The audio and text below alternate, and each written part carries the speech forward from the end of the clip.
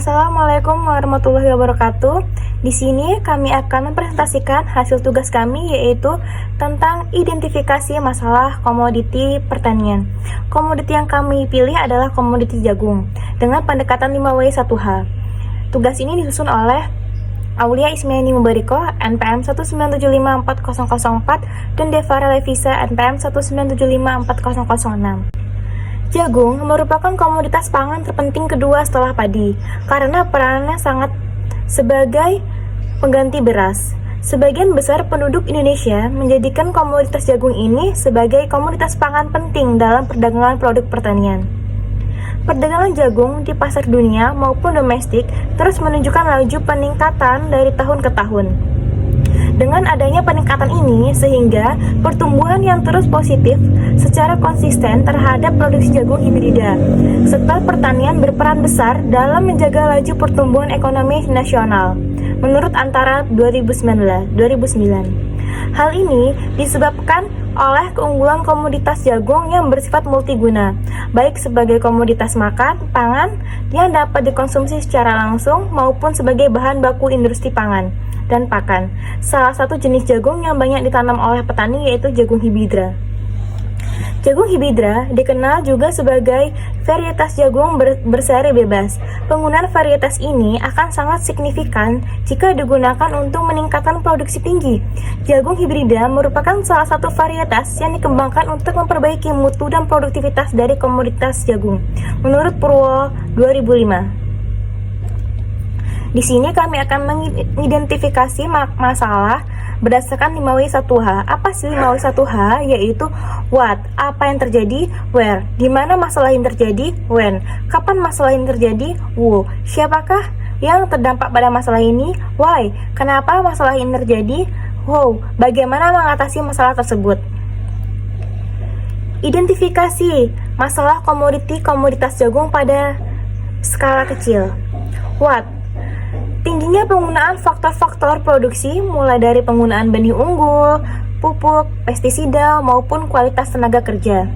Where, masalah ini terjadi di beberapa kabupaten, produksi mulai dari penggunaan benih. Di sini kami akan mengidentifikasi masalah berdasarkan 5W1H. Apa sih 5W1H? Yaitu what, apa yang terjadi, where, di mana masalah yang terjadi, when, kapan masalah yang terjadi, who, siapakah yang terdampak pada masalah ini, why, kenapa masalah ini terjadi, how, bagaimana mengatasi masalah tersebut. Identifikasi masalah komoditas jagung pada skala kecil. What, tingginya penggunaan faktor-faktor produksi mulai dari penggunaan benih unggul, pupuk, pestisida, maupun kualitas tenaga kerja. Where, masalah ini terjadi di beberapa kabupaten di Jawa Timur berdasarkan data Pusat Statistik Provinsi Jawa Timur. When, masalah ini terjadi pada saat ingin melakukan budidaya tanaman jagung. Wow, yang terdampak pada masalah ini yaitu petani itu sendiri, karena besarnya biaya faktor produksi dari petani itu sendiri. Why?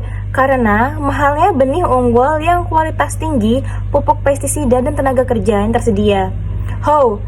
Solusinya yaitu dengan mencari benih unggul kualitas jagung yang harus memenuhi syarat yang telah ditentukan, yaitu dengan kadar air di bawah 18%, dengan harga murah tetapi kualitas tidak murahan.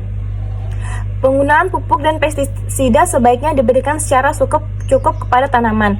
Jika berlebihan itu tidak baik kepada tanaman, dan jika kekurangan tidak baik juga. Jadi harus seimbang antara pupuk dan pestisida. Selain itu bisa untuk menghemat pengeluaran biaya agar tidak begitu banyak. Baik, selanjutnya saya akan membacakan identifikasi masalah komoditas jagung pada skala besar. Yang pertama, what. PT Jagung Sumber Rezeki diketahui bahwa penjualan dari perusahaan mengalami berbagai hambatan yang menyebabkan perusahaan sulit untuk meningkatkan penjualan perusahaan. Berdasarkan aspek dari bauran pemasaran, penulis menemukan bahwa menurut aspek produk jagung yang dijual oleh PT Jagung Sumber Rezeki memiliki masalah kualitas yang kurang baik. seperti kekeringan jagung atau kadar air yang tidak rata, biji jagung yang berjamur, bahkan jagung yang berkutu. Sedangkan untuk aspek price, harga yang ditawarkan oleh PT Jagung Sumber Rezeki cenderung mengikuti kondisi pasar, tetapi memiliki hambatan di sistem pembayaran di mana PT Jagung Sumber Rezeki hanya mau menerima pembayaran tunai di awal saat jagung diterima oleh pelanggan. Yang kedua, where masalah ini terjadi di beberapa kabupaten di Jawa Timur berdasarkan data Pusat Statistik Provinsi Jawa Timur. Yang ketiga, when PT Jagung Sumber Rezeki pada saat menerapkan wewenang pemasaran dalam kegiatan pemasaran perusahaan.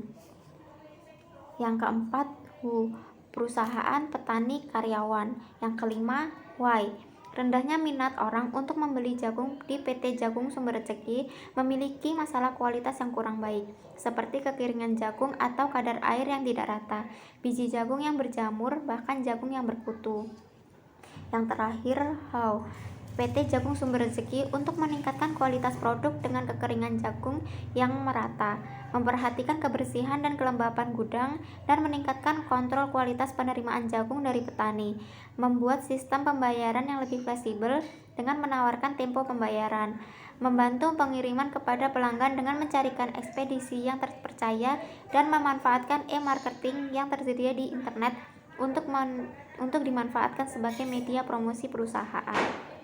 Sekian presentasi dari kelompok kami. Bila ada salah kata saya mohon maaf. Saya akhiri. Wassalamualaikum warahmatullahi wabarakatuh.